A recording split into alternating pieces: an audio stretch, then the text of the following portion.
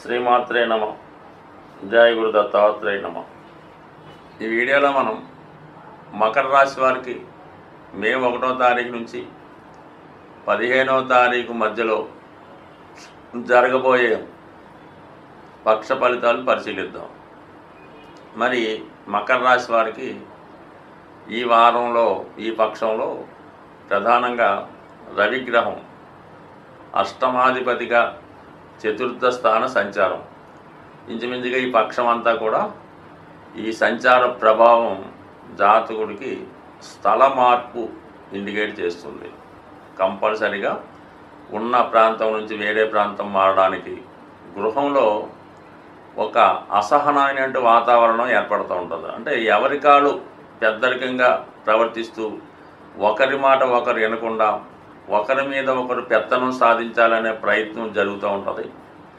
అలాగే విద్యార్థులు వారి యొక్క చదువు కొరకు ఏదైనా హాస్టల్లో ఉండి చదువుకోవాల్సి ఉంటుంది.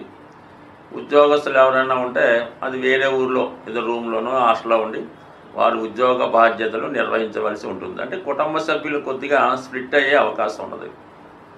అలాగే కుజుడు సప్తమ స్థానంలో సంచరిస్తున్నాడు.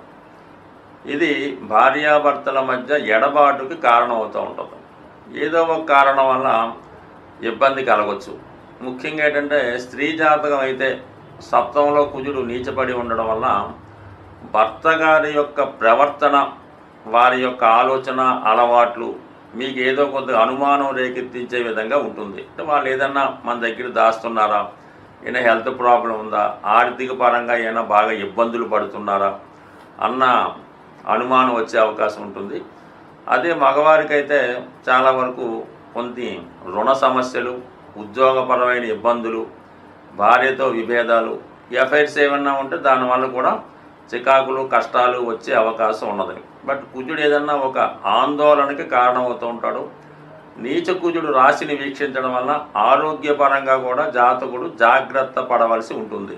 దాని తర్వాత ముఖ్యంగా శుక్రుడు, ఈ శుక్రుడే ఈ రాశికి యోగకారకుడు. మరి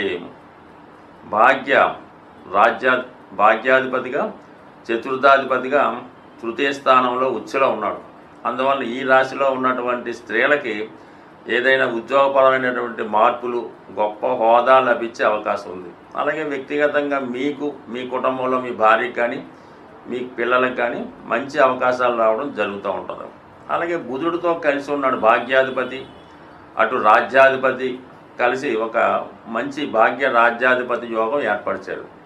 అంటే ఇది కంపల్సరీగా మీరు వృత్తి మారడానికి అవకాశం ఉన్నది.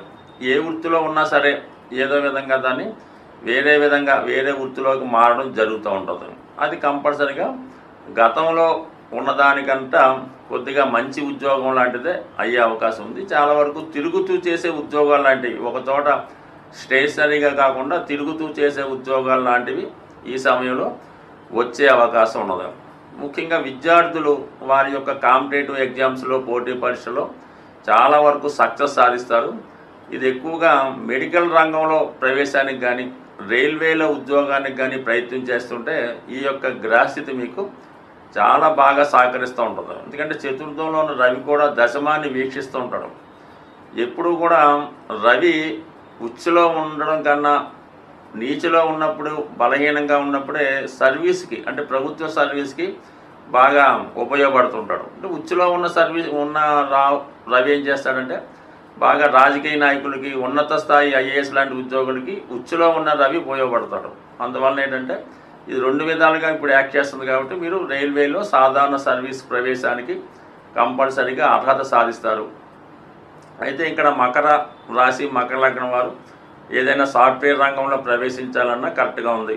Railway okay. సినిమా సంబంధించింది ఏదైనా ఇప్పుడు అంతా మీడియా యుగం నడుస్తుంది కాబట్టి అటు సినిమా ప్రపంచం అవ్వచ్చు, టీవీ అవ్వచ్చు, మీకు మీరే ఒక యూట్యూబ్ అవ్వచ్చు, లేదంటే ఒక న్యూస్ యాంకర్ అవ్వచ్చు, న్యూస్ రీడర్ అవ్వచ్చు. ఈ విధంగా కమ్యూనికేషన్స్ ద్వారా ఎక్కువ ఇప్పుడు మీకు అవకాశాలు ఉన్నాయి. కాబట్టి దానికి సంబంధించినటువంటి వ్యవహారాల్లో ఏదైనా కొత్తగా మీరు స్థాపించుకున్నా, లేదంటే ఎవరి దగ్గరన్నా ఒక సహాయకుడిగా, అసిస్టెంట్గా చేరి మీరు మీ యొక్క వృత్తిని ప్రారంభించి అంచెలంచెలుగా వెదగడానికి కూడా అవకాశం ఉన్నది. ఈ సమయంలో మీకు ఒక కొత్త పరిచయాలు, కొత్త స్నేహాలు కూడా ఏర్పడే అవకాశం ఉంది. అంటే బాగా ప్రావీణ్యం ఉన్నటువంటి బాగా ఎక్స్పర్ట్ అయినటువంటి వాళ్ళు మీకు తారసపడడం వల్ల వారి యొక్క గైడెన్స్తో మీ యొక్క ఉద్యోగాన్ని మీ యొక్క విద్యను ఇంకా ఇంప్రూవ్ చేసుకొని ఇంకా డెవలప్మెంట్ అవ్వడానికి కారణమవుతూ ఉండదు.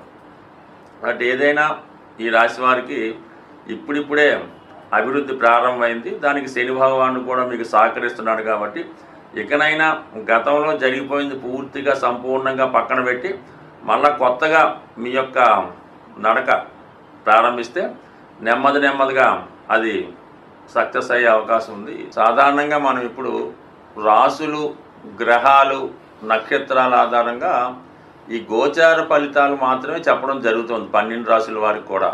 అంటే ఒకే రాశిలో కొన్ని కోట్ల మంది ఉండడం జరుగుతూ ఉంటుంది. అందరికీ ఒకేలాగన్నది ఎప్పుడూ కూడా ఉండదు. మనం ఇప్పుడు చెప్పిన ఫలితాలు కొన్ని పాజిటివ్ ఉండొచ్చు, కొన్ని నెగిటివ్ ఉండొచ్చు.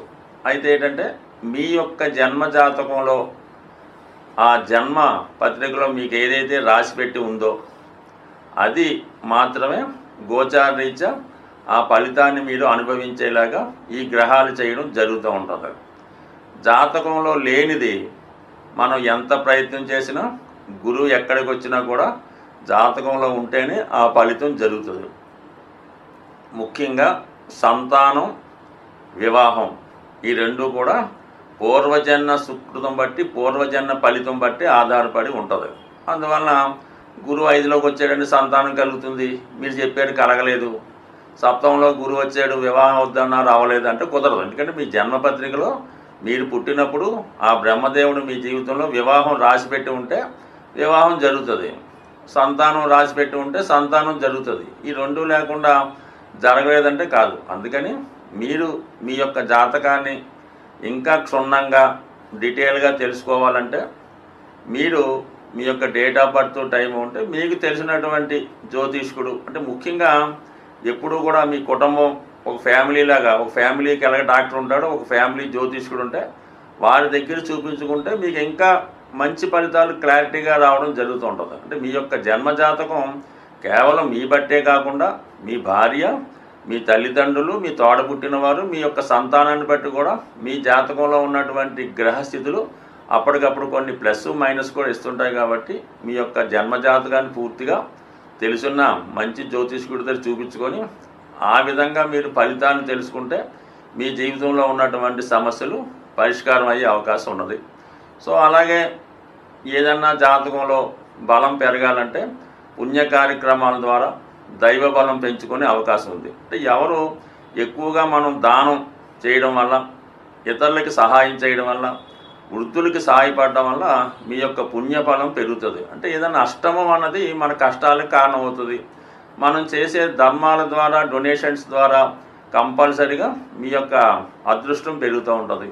ధర్మం అది చేసేటప్పుడు కూడా అది ఊరిగా పెద్దగా మనం ఈ పేరు చెప్పుకొని పబ్లిక్గా ఇంత దానం చేసాం, ఈ పలానా గుడిలో ఒకసారి ఏం చేస్తుంటారంటే ఏదో ఫ్యాన్ ఒకటి వేస్తుంటారు, దానిపైన పలానా వాడు ధర్మం అని రాస్తారు, అంటే డొనేషన్ అని రాస్తారు. అలా చేయడం వల్ల ఇంకా ఎక్కువ పాపం కలిగే అవకాశం ఉంది. భగవంతుడు మనకి ఇచ్చాడు, భగవంతుడే మన ద్వారా చేయించుకుంటాడు, కానీ మనం భగవంతుడికి ఇవ్వడం అనేది ఎక్కడన్నా ఆశ్చర్యపదం. కాబట్టి అటువంటి ప్రయత్నాలు చేయకుండా సాధ్యమైనంత వరకు మీ యొక్క తాహతను బట్టి, మీ యొక్క స్థాయిని బట్టి కూడా ధర్మం చేయవలసి ఉంటుంది. లేనివాడు ₹1 ధర్మం చేసినా అది అతడి ఖాతాలో ధర్మ ఫలితం కలుగుతుంది. అయితే ఉన్నవాడు వాడి స్థాయిని బట్టి వాడు కూడా ₹1 చేస్తే వాడికి పెద్దగా ఫలితం రాదు, దానివల్ల ఉపయోగం కూడా లేదు. కాబట్టి ఏదన్నా పని చేసినప్పుడు అది అవతల వాడికి ఉపయోగం ఉండాలి, అది మీ యొక్క స్థాయికి తగ్గట్టుగా ఉండడం జరుగుతుంది. అందుకే మొత్తం మీద ఎక్కువ ధర్మ కార్యక్రమాలు చేయడం వల్ల కంప్లీట్గా మీ యొక్క దోషాలు పరిహారం అవుతాయి. అలాగే మూగజీవులకు కూడా సాధ్యమైనంత వరకు సేవ చేయడం అన్నది మంచిది. స్వస్తి.